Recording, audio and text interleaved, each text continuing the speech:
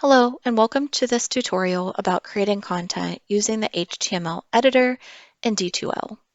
I'm here on the homepage of one of my courses, English Composition 1, and I'm going to go ahead and click into Content on the navigation bar to show you some information within one of the modules. I have this module getting started, and if I wanted to create a new file, I could click New, and from here click Create a File. This will bring up the HTML editor, and from here I could add text and images if I wanted to. I'm going to show you one of the files I've already created.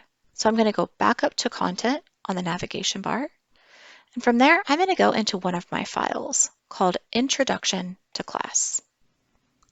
Here I already have some text and an image. If I want to change or edit the HTML for this particular file, I can click the down arrow button and click Edit HTML. From here, I can edit things like the attributes of bold, italics, underline, color. I can also look at the accessibility checker. If I want to click that and have it check my document, you can see here it's coming up with a warning that this paragraph looks like a heading. I could click Repair and have the computer go ahead and try to make the changes for me. I'm going to click out of that, and I'm going to make those changes myself.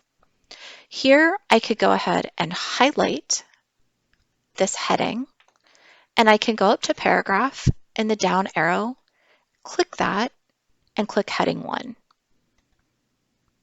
This will make this accessible for others to read if they're using some sort of accessibility software. If I wanted to go down here to this text and make this the next heading, I could click the down arrow and have this be heading 2 or heading 3, and that would read it appropriately if they were using that software. Also for the image, if I want to take a look at the image and make sure that that is acceptable, I can click the image options here once I click the image. And this takes me to a window where I can edit or insert an image. Here I have that this image is decorative, but if it was not, if it was something, say, important for my students to be able to see, that it directly affected the class, here I could go ahead and put in an alternative description of this image to let them know what that image is, and that software could read it for them so that they would have that information. I'll go ahead and click Save here, and this is how you use an HTML editor in D2L.